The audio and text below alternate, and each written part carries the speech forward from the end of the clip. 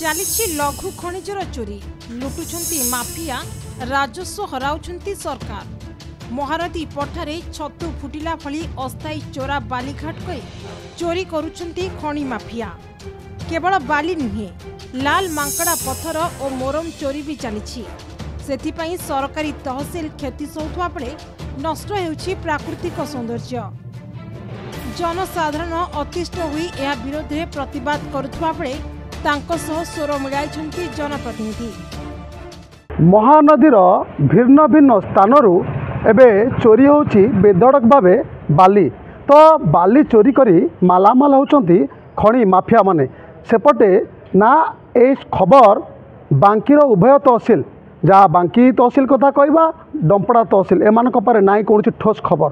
सेपटे मात्र जो जो स्थानरू बाली चोरी होची जेमती कि सिमिलीपुर हरिराजपुर अन्यपटे जब कहवा उस्तियार फुलबाड़ी अंचल जो चोरी होची किंतु एमान पाखे ना ठोस खबर ना जाशुणी एटी उभय तहसिलदार नीरव रही बड़ प्रश्न। सेपटे माइनिंग विभाग जदिओ खनि खादान हाथ को नहीं निदा विष्णु साची एवं साधारण दाबी होची एटी स्थानीय लोक प्रतिनिधि बाली माफियांकर आतंक स्वर उत्तोलन आरंभ कर विरुद्ध में तुरंत ये सब अस्थायी चोरा जो बाली चालाण जो घाट गुड़िक कड़ा नजर रखा जाऊ ताकू संपूर्ण चढ़ाव करा जाऊ। जो मैंने एथर संपृक्त रही जो बाली माफिया मैंने से विरुद्ध में दृढ़ एक्शन नापी विभिन्न मलरू दाबी जोर धरला।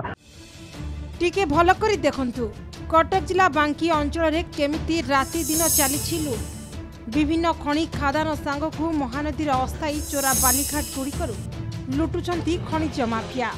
एटी डमपड़ा बांकी तहसिल रही दुईटी थाना रही खनि विभाग यार दायित्व रे रहिछंती।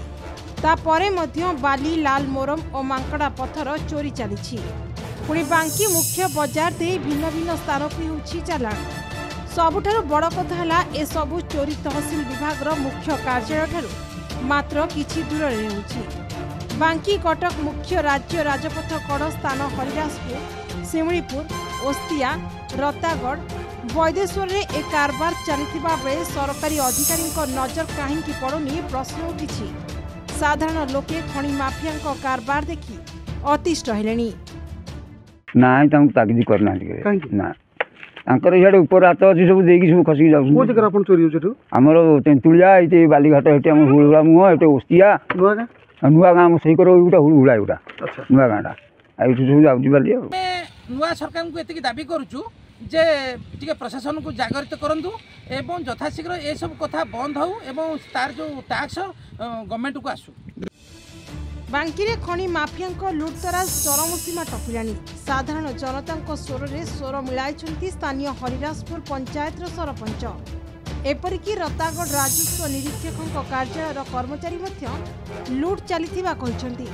स्थानीय अंचल में अभियोग जदि एमती चलो तेरे नुआ सरकार उपर लोकों विश्वास उठिए बांकी तहसिलदार प्रतिक्रिया नेबापी चेष्टा करा से कार्यालय में अनुपस्थित थे। आमर बाली सिमिलीपुर बाली उठुची किंतु केमिति उठुची कौन उठुची तार कौन लाइसेंस है आम कहीपरूनी किंतु एमती चोरा बाली उठो यदि ये प्रशासन किसी देखुनी आउ राजस्व क्षति होची लोक मैंने भी भारी हईराण भोगुंट आश्वर प्रशासन तुरंत विचार करंतु। ये तो लक्ष लक्ष कोटी कोटी टंका राजस्व जाणी के राजस्वटा बर्तमान प्रशासन दुई प्रशासन अधिकारी माइंस अधिकारी घर को जाऊँगी जनसाधारण अर्थ तांका घर जाऊँगी विजिलेंस चढ़ाऊ होगी कोटी कोटी टंका बाहर एभली कर्मचारी राज्य सरकार तुरंत पदक्षेप नापी आम सूचाई देवाक चाहूँ आगू आगामी दिन में। अन्यपटे आम बांकी तहसिल कार्यालय में सम्मुख रहीचु ये तहसिलदार सहित जोगाजोग करने चेष्टा करूँ प्रतिक्रिया नबाक चेष्टा करूँ किंतु तहसिलदार अनुपस्थिति जो कौन प्रतिक्रिया मिल पारे। समय तो प्राय एवं 11टा बजे 5 मिनिट रही तो आगू देखिबार अच्छी बांकी प्रशासन पक्षर ये जो हरिराजपुर सिमिलीपुर अन्यपटे ओस्तियार फुलबाड़ी अंचल जो चोरी होची बाली से चोरी को रोक लगेबार कि ठोस पदक्षेप नौकरी। कटक जिला बांकी मुख्य तहसिलदार कार्यालय सम्मुखर मनोज कुमार दलई नक्षत्र न्यूज।